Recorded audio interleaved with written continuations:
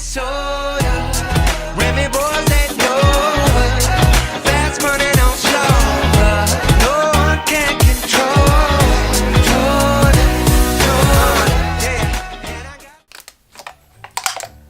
Really getting back up.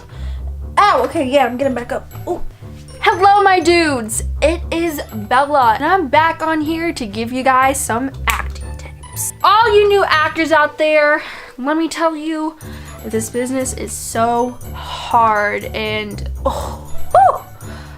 it's just really hard. But if you have the right mindset, if you have, you know, the passion, go for it. And if you don't, then I highly recommend you go ahead and run the other way now. So today's video is 5 tips on how to make it into show business, even if you have no experience. The very first tip is self-submitting on casting websites. Casting websites include Actors Access, Backstage, Casting Frontier, Casting Networks, LA Casting. There's like a whole bunch of casting websites, and it's so crazy. Casting websites are extremely helpful, especially when you're trying to get experience, and you should typically start to self-submit on just student films at first. So then once you have some student films down and all that stuff, or just have the experience to audition for a student film, it's like you feeling the water. Like it gets you used to everything. Once you keep doing it over and over and over and you're on a set, then you're ready for like bigger things. When submitting, you have to keep in mind of your age range as well as the parts that you want to submit for.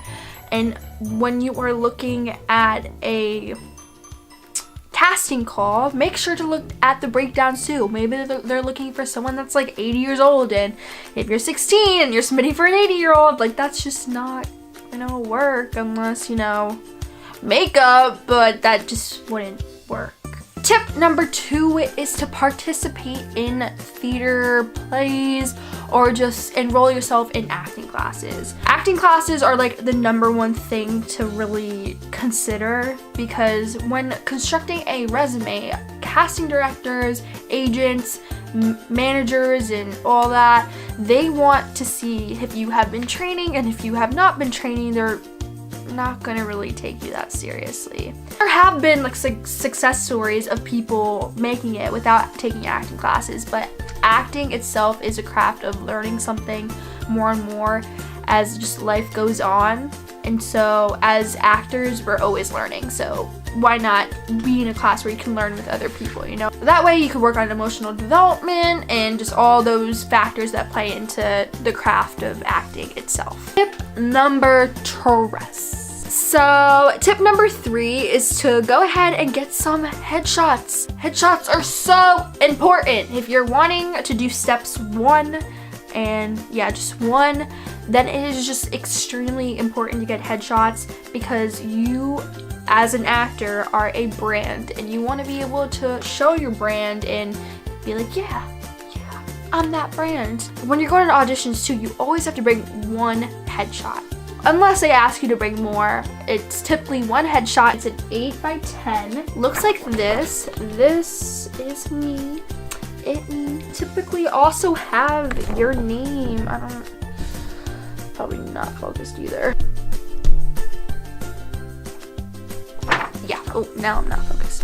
So this is my commercial headshot. There are 2 fields that actually you could put your headshots towards. So if you're going for a commercial audition or just something like Nickelodeon or all that, you would use a headshot like this. For like more film-oriented stuff, which is also classified as theatrical, you would use this headshot, which is more like serious, or just, and even with headshots, you need to have like a particular type that you're going for, and what types are things that you can be seen to play. Like if you're like, yeah, I could totally act as a lawyer, then you would take something that would make you look, or you would use that headshot to go towards like a businessy sort of like character that you're looking to submit for, or just a lawyer. That way the casting directors can envision you actually playing the part, and it just makes their jobs a lot more easier and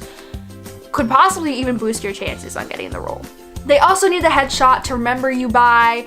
And so when you go up and you go to the camera and they ask you to slate, and slating is also when you say your name, your last name, and your age. Well, sometimes your age, depending on, you say your age if you're under 18. I know in Los Angeles they have like legal 18, so you could be like, hey, like I'm legal 18 if you are legal 18. Besides that, like if you are a minor, you have to be like, hey, like I am blah blah blah age, and then you also say where you're from or with whatever agency that you're with. You just look in the camera, you slate, and then it takes off from there. Tip number 4. Number 4, okay, putting together a resume. So along with your lonely headshot, must come with a headshot, and typically like your name on the top, and then I'm actually gonna make a video on how to construct not an essay, wow, a resume later on. You just put all your experience, and I know for those that don't have experience, you're probably like, how the heck am I supposed to make a resume then? You could actually just put your training. You just get training first. Even put like little plays, like participate in plays, and that's a great way to, you know, put together your resume, headshot, very essential to getting your foot into the door and getting you more auditions and booking more roles. Tip number 5. This one is my favorite tip, and it is the SceneBot app.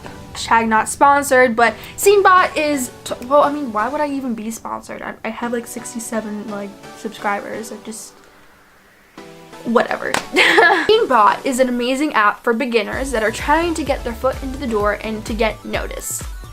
And there are a lot of managers and managers, casting directors, and agents on there that are looking to, you know, add people on their roster. On this app, you could put your experience, you put your headshot, you put all that stuff, and then you have a chance to audition to be one of their top 10 people, as well as be in their honorable mentions, which I'm not really sure what that entirely is, but it sounds honorable, so why not do it? It is a great way to get, you know, noticed, and this also falls into the category of doing showcases. Showcases are so much fun, but they can be a lot of money, especially for this chica, because I am broke. And it's just, it hasn't been a possibility for me like recently. Actually, no, I've been able to do it. Some acting classes do offer free showcase at the end of like their little semesters. That's really a great way to get noticed, and so why not do it? They typically range from either 100 to like $1,000. I know, a lot of money. You're probably like, oh my Lanta, how am I gonna pay for that? Me too, girl, me too. I don't even know. I don't even know. And it's also really important, like those things that are fine to pay for, like SceneBot, I think there's like a $12 membership for like a whole entire year. Those things, as well as like the casting websites, which require you to, you know, pay to submit for auditions, or just having a membership overall, those are fine. But other things, like if someone goes, oh, hey Bella, like, do you want to be in my movie? I'm like, of course, girl. And they're like, okay. But there's like one catch, and I'm like, okay, what? And then they tell me that I need to pay $500 to be in their movie. That is a huge red flag, my dudes. I'm telling you, do not pay to be in someone's movie. Do not pay to get an agent. Do not pay to get a manager. Do not pay for anything unless it's classes, casting websites, showcases, headshots. Yeah, I need to stretch because this just is not. I don't know why you're looking at me. I'm just stretching like a human being.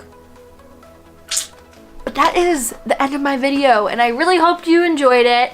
And don't forget to like, subscribe, and if you have any questions or any, you know, videos that you want me to make, let me know down below, or even DM me on Instagram, and I'll put my socials down below. All right, guys, bye. Love you. Mwah.